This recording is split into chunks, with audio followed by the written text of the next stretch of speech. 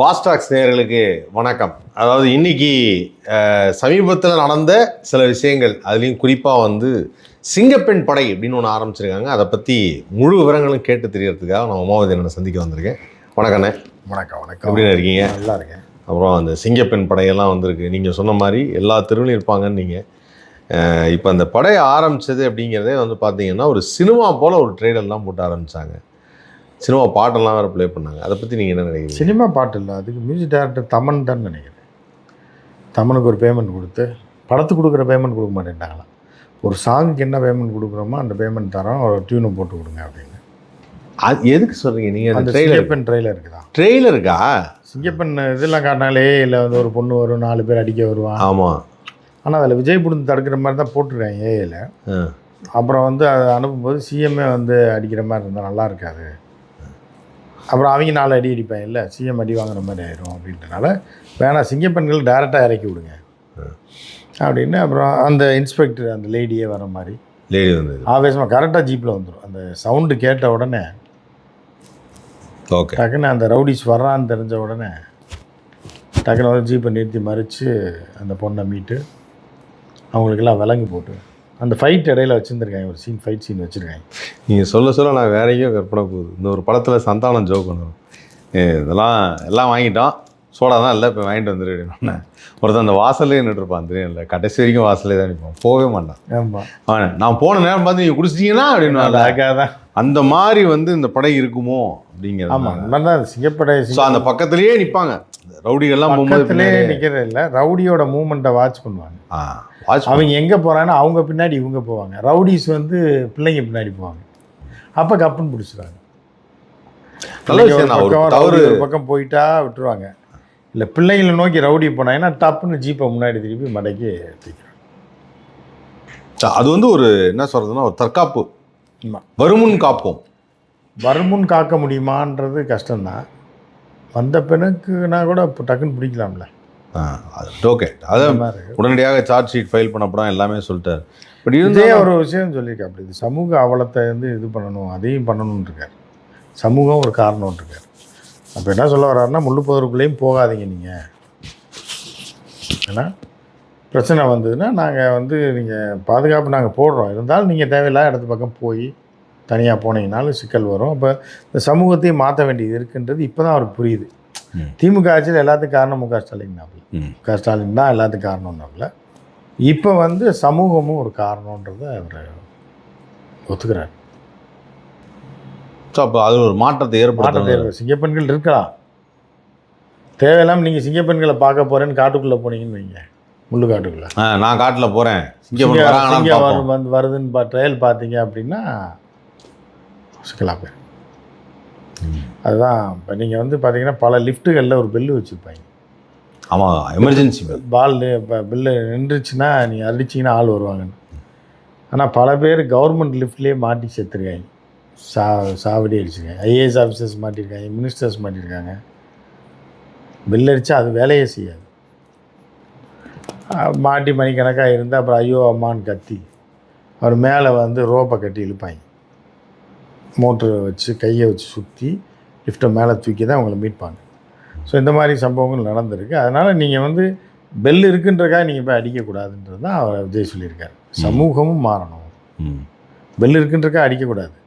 Lift அது பாட்டு போயிட்டு வந்துட்டு தான் இருக்கும். நீங்கள் அதை அமுக்கி பார்க்கலாம் என்ன இருக்குது அப்படின்ற. அண்ணாமலை கேட்டை திறந்து பார்த்தாப்புல இல்லை ஃப்ளைட்டில் எமர்ஜென்சி எக்ஸிட், அந்த மாதிரி திறந்தீங்கன்னா வெளியில் விழுந்துருவீங்க, அப்போ ஒன்றுமே பண்ண முடியாது. அப்போ அவருடைய கருத்தை பதிவு பண்ணியிருக்காரு. அப்போ அந்த ஜீப்பை எப்படி ஓட்டணுன்றதே ஒரு ரவுண்டு ஓட்டி காமிச்சு. அது ஆல்ரெடி நம்ம முன்னாடியே இதுக்கு முன்னாடியே அந்த கார்பரேஷனுக்கு அந்த ஜீப் வரும்போது அவர் தான் ஓட்டி காமிச்சார், நல்லா இருந்தது, அதெல்லாம் ஓகே. ஆனால் இருந்தாலும் எல்லாரும் என்ன சொன்னாங்கன்னா, ஒரு போலீஸ் அந்த பேண்ட் வச்சுருப்பாங்கல்ல, அந்த பேண்டில் சினிமா பாட்டு வச்சு சிங்கப்பெண்ணே அப்படிங்கிற பாட்டு வச்சுருக்கிறாங்க. அப்புறம் இந்த பாட்டு வச்சுருக்காங்க, ஒரே கண் உறவு கண், அந்த பாட்டு வச்சுருக்காங்க. இல்லை அதெல்லாம் அவங்க கச்சேரிக்கு வாசிக்கிறவங்க தானே அந்த பேண்ட். அப்புறம் என்ன சாவு வீட்டுக்காக யூஸ் பண்ணுறது, அது பாட்டு தான் பாடுவாங்க. ஒரு நடிகர் தான் வந்திருக்காருங்கிறதுனால இன்னும் அந்த ஃபீல்டில் இருக்காங்க. அது கூட கொஞ்சம் எஃபெக்டாக இருக்கும், அதே எஃபெக்ட் கூட கொஞ்சம் இருக்கும்.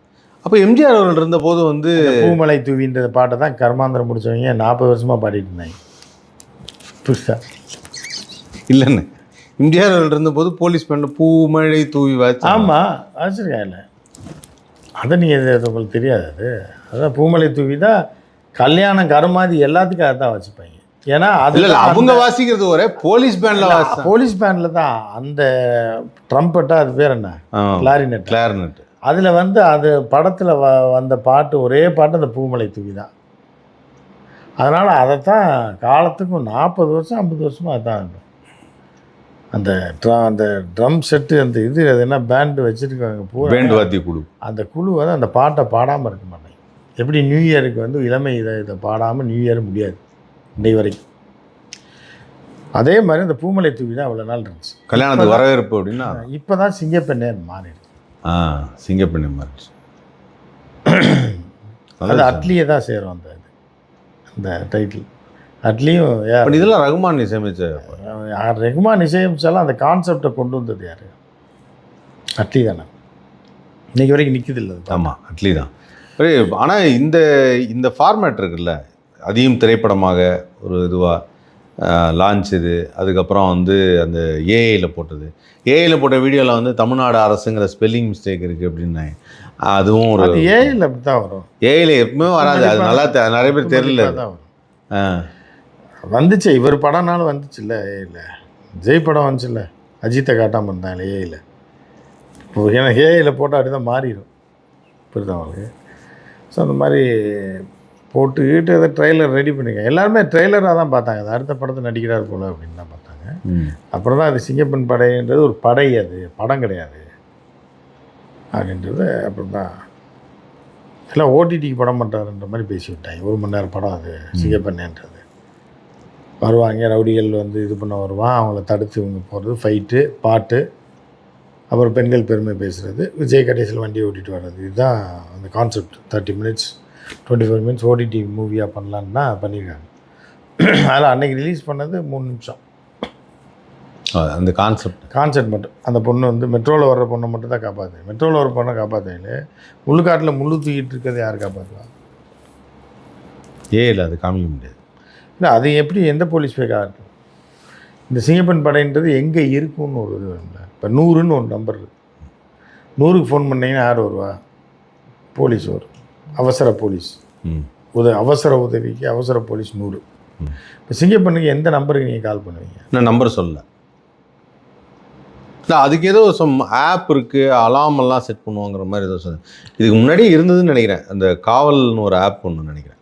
அந்த ஆப்பில் வச்சுருந்தா பெண்களுக்கு மாதிரி தனியாக போகும்போது டக்குன்னு அதில் தட்டினா அந்த லொக்கேஷனை ட்ரேஸ் பண்ணி வந்துடுவாங்க அப்படி. பட் இவர் அது மாதிரி ஏதாவது வச்சுருக்காரு அந்த மாதிரி ஆப்? தெரில, அது என்னன்னு தெரில. என்ன பண்ணுவாங்க அது இப்போ ஒரு பொண்ணு போயிட்டுருக்கு அப்படின்னா, ஒரு வீட்டில் ஒரு பொண்ணு தனியாக இருக்குது, அதுக்கு ஆபத்து அப்படின்னா, அது உண்மையிலே வந்து பெண்களுக்கு பாதுகாப்பு இல்லைன்னு சொல்லலாம். அந்த பெண்ணுக்கு ஒரு ஆபத்து வந்துட்டா, முள்ளுக்காட்டுக்குள்ளே போகிறவர்களுக்கும் அதுக்குள்ளே போகிறவங்களுக்கும் காரில் தனியாக போய் தனியாக ஆள் இல்லாத இடத்த வேணே தேடி போகிறவர்களுக்கு ஆபத்து அப்படிங்கும்போது நீங்கள் எந்த ஆப்பை வச்சு இது பண்ண முடியும் அப்படின்ற ஒரு கேள்வி இருக்குது. அது ஆனால் இந்த ஆப்பு இதெல்லாம் ஓகே, சிங்கப்பெண் படை ஓகே. இப்போ அதுக்கப்புறம் வந்து பார்த்திங்கன்னா அவர் வந்து டெல்லி போயிருக்காரு, மறுபடியும் டெல்லிக்கு போயிருக்காரு. அதில் அனைத்து முதல்வர்கள் கூட்டம் நடந்தது, மோடி அவருடைய தலைமையில் நடந்திருக்கு. அதை எப்படி பார்க்குறீங்க? என்ன பேசியிருப்பாங்க? அது என்ன தனியாக போனப்போ எதுவும் பேசலை அப்படின்ட்டீங்க. அப்படி இருந்தாலும் இப்போ கூட்டமாக எல்லாம் மற்ற முதல்வர்கள்லாம் சந்திச்சிருப்பாங்கல்ல? சந்தித்தாலும் பார்த்து சிரிச்சிருப்பாங்க. சில பேர் கண்டுக்க மாட்டாங்க. சில பேர் இந்த நார்த் இந்தியாக்காரனுக்கு விஜய் தெரியாது, யாருக்குமே தெரியாது. கோட் சூட் போட்டிருக்காரு, யார் அவர்னு பார்ப்பாங்க. ஐஏஎஸ் ஆஃபீஸர் போல், ஏதாவது டிபார்ட்மெண்ட் அதிகாரி, செக்ரட்டரியாக இருப்பார் அப்படின்ற மாதிரி பார்த்துருப்பாங்க. அப்புறம் இல்லை இவர் தான் இல்லை வழக்கமாக அந்த இந்தியாவில் வந்து கோட் ஷூட் போட்டிருக்காங்கன்னா ஏதோ குளிர் பிரதேசத்துலேருந்து வந்திருக்காங்க அந்த மாதிரி நினைப்பாங்க. சில நேரத்தில் அதிகாரியாக இருப்பாங்க, அதிகாரி யார் அங்கே உட்கார வச்சுருக்கான்னு கூட நினைப்பாங்க. அப்புறம் கூப்பிட்டு சொல்லுவாங்க முதல்வர்களாக, அவர் தெரியுமில்ல விஜய் இப்போ தமிழ்நாட்டில் ஜெயிச்சார், குழந்தைங்க ஓ அவரா அப்படின்னு அவங்க ஒரு ரியலைஸ் பண்ணுவாங்க. ஆமாம் ரியலைஸ் பண்ணுவாங்க. பண்ணிவிட்டு அப்படியே உட்காந்துருப்பார். இவர் யார்கிட்டையும் பேச மாட்டார்ல, தான் இருப்பார். அதே மாதிரி இது பண்ணிவிட்டு மோடிஜி கூட பொரி சாப்பிட கூப்பிட்ருக்காரு இன்றைக்கி. நேற்று அவருக்கு பொரி கொடுத்துருக்காங்க, பொரி உருண்டையும் பொரியும். அதை சாப்பிட்டுட்டு திரும்பி பார்த்துருக்காரு விஜய் வருவார்னா வரல. அவர் என்ன தான் ஏன் சாப்பிடுவார்னு கேட்டிருக்காங்க. பானிபூரி இருக்குது, பேல்பூரி இருக்குது, இவ்வளோ ஐட்டம் வச்சுருக்கு, ஒன்றுமே சாப்பிட மாட்டாங்க. அவர் என்ன தான் சாப்பிடுவார் என்பது இல்லை. அவர் எதுவுமே சாப்பிட மாட்டார். வீட்டிலேருந்து டிஃபன் பாக்ஸ் எடுத்து வந்து சாப்பிடுவார். இல்லைன்னா பட்னியாகவே இருப்பார். 2 நாள் இருந்துட்டு வீட்டில் போய் தான் சாப்பிடுவார் அப்படின்ற மாதிரி. சரி, அப்போ அவர் எதுவும் சாப்பிடலையா? நான்லாம் சாப்பிட்டார், டைஜஸ்ட் ஆகாது. அவர் 2 இட்லி தாங்க சாப்பிட்டார். 1.5 இட்லி, 2 இட்லி, பாதாம் பருப்பு, பிஸ்தா, இந்த இது முந்திரி, இது லைட்டாக தான் சாப்பிடுவார். சிக்கன்னா கூட 1 பீஸு, மட்டன்னா 1 பீஸ் தான் சாப்பிட்டாரு. இதெல்லாம் வந்து மோடிஜி அதை எதையுமே தொடவே மாட்டார்.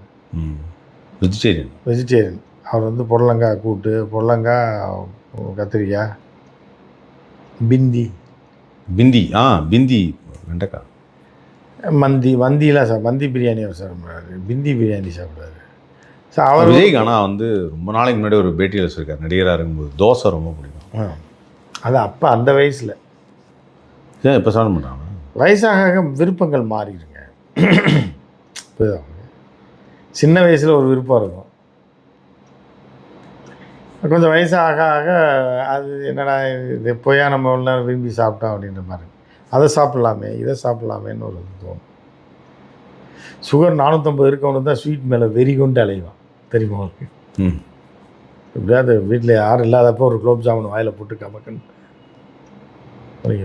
சின்ன வயசில் வாங்கி கொடுத்தாலும் சாப்பிட மாட்டாங்க. வயசு பிள்ளைங்க இருக்குல்ல, அதுங்களுக்கு போய் ஒரு குலோப் ஜாமுன் வாங்கி கொடுங்களேன். ஒரு 25 வயசு 23 வயசு பிள்ளைங்களுக்கு, காலேஜில் படிக்கிறது, இந்த ஐடியில் வேலை பார்க்குற பிள்ளைங்க, அந்த பிள்ளைங்களாம் ஸ்வீட் வாங்கி கொடுத்தீங்கன்னா சாப்பிடாது, அவங்களுக்கு பிடிக்காது. வேறு ஐட்டங்கள் மந்தி சாப்பிடும், இது சாப்பிடும், அப்புறம் அந்த புயலை இது சாப்பிடும். இப்போ இந்த மாதிரி தான் அதோட விருப்பம் இருக்கும். வயசான காலத்தில் தான் அதுக்கு வந்து சின்ன பிள்ளையில சாப்பிடும். குழந்தையாக இருக்கும்போது எனக்கு ஸ்வீட் வேணும்னு சாப்பிடும், அடம் பிடிக்கும், சாக்லேட் வேணும், அது வேணும். அந்த மிடில் ஏஜில் சாப்பிடும். அப்புறம் வயசானவொடனே வெறி பிடிச்சி போய் சுகர் ஏறி போயிடும். 350 இருக்குது, இதை சாப்பிட்டு 500க்கு போய் அடக்கம் பண்ணுற ஸ்டேஜுக்கு போயிடுவாங்க. அப்புறம் கொண்டு போய் ஆஸ்பத்திரியில் போட்டு சுகர் இன்சுலின் போட்டு இறக்குவாங்க. அந்த மாதிரி விருப்பங்கள் வந்து ஒரு காலகட்டத்தில் மாறும். அன்றைக்கி தோசை சாப்பிட்டாருன்றதுக்காக இன்றைக்கி சாப்பிடுவாரான்னு சொல்ல முடியாது. அதனால் இன்றைக்கி என்ன சாப்பிட்றாருன்னு யார் டிஃபன் பாக்ஸில் கொடுத்து வர்றாங்களோ அவங்களுக்கு தான் தெரியும். இந்த கூட்டம் வந்து இந்த நிதி ஒதுக்கிறதுக்கான கூட்டம் போல இருக்கு. அதாவது தமிழ்நாட்டுக்கு எந்தெந்த ஸ்டேட்டுக்கு எவ்வளோ நிதி ஒதுக்கணும், அதில் இவர் கேட்டிருப்பாரா? இப்போ நமக்கு இப்போ கஜானா காலியாக இருக்குன்னு நிறைய சொன்னால, இப்போ நிதியெல்லாம் கேட்டிருப்பாரா? எதுக்கு கேட்டிருப்பாரு? இதுக்கெல்லாம் எழுதி கொடுத்துருப்பாங்க அதிகாரிகள். நீங்கள் யாருமே ஆட்சிக்கு வர்றது, நீங்கள் வந்து ஒரு ரிக்ஷா ஓட்டுறது கூட முதலமைச்சராக இருக்கலாம், எந்த பங்கமும் வந்துடாது. எல்லாமே அதிகாரிகள் பார்த்துக்கணும். செக்ரட்டரி மட்டும், அதாவது ஆட்டோமேட்டிக்காக நீங்கள் போடலைனாலும் அவங்களே ஒரு செக்ரட்டரியை போட்டு அவங்களே ஓட்டிகிட்டு இருப்பேன். இந்த நாடு நான் அப்படியே போயிட்டே தான் இருக்கும். ஒன்றுமே மாற்றமே எல்லாம் அவங்களுக்கு தெரியலாம் போயிட்டு தான் இருக்கும். ஆனால் நாசமாக போயிடும். ஒரு 5 வருஷம் 7 வருஷத்தில் டோட்டலாக குட்டிச்சவராக போயிடும். ஆனால் ஓடிட்டே இருக்கும். அந்த மாதிரி தான் இப்போ எழுதி கொடுத்துருப்பாங்க, கொடுத்து விட்டுப்பாங்க, இதை கொண்டு போய் கொடுத்துருங்க. அந்த இதெல்லாம் சொல்லுவாங்க, ஜோசியெல்லாம் சொல்லுவாங்க. இந்த 1008 முறை எழுதி இதை கொண்டு சுருட்டி வச்சு எள்ளு விளக்கு போட்டு தீபாவளனை காட்டிட்டு வந்துடுங்க, வேலை நடக்கும்ன்றாங்க. அதே மாதிரி தான் எழுதி கொடுத்துருப்பாங்க. கொண்டு போய் ஜிகிட்ட கொடுத்துட்டு வந்துடுங்க. போஸ்டரில் உங்களுக்கெல்லாம் அமௌண்ட்டெல்லாம் இன்னும் கூகுள் பேல அனுப்ப போகிறாங்க. அது கஜானாக்கு வரும், அரசுக்கு வந்துடும். அரசு இதெல்லாம் தேவைப்படுதுன்னு சொல்லி எழுதி கொடுத்தா அரசு அக்கௌண்ட்டுக்கு வரும். அதை வச்சு நாங்கள் செலவு பண்ணிக்கிறோம், பில்லு பாஸ் பண்ணுவாங்க. அதனால் இவர் கொடுத்துருவாங்க, ஏன்னா அவங்க ஆள் தானே கொடுத்துருவாங்க. பரவாயில்ல. ஸோ இப்போ வரும்போது தான் தெரியும் என்னென்னலாம் கொடுத்துருக்காங்க. ஊர்லேருந்து கிளம்பி வரும்போது தான் அந்த மூட்டையை பிரித்து பார்க்கணும்னா இல்லை, இவர் கையில் கொடுத்து விட மாட்டாங்க. அதான் டேரெக்டாக கஜானாக்கு போயிடும். கஜானாலேருந்து இவர் பில்லு பாஸ் பண்ணுவார். சிங்கப்பண்ணிக்கு எவ்வளவு, இதுக்கு அவ்வளவு, நரிக்கு எவ்வளவு, புளிக்கு எவ்வளவுன்னு புரிஞ்சு.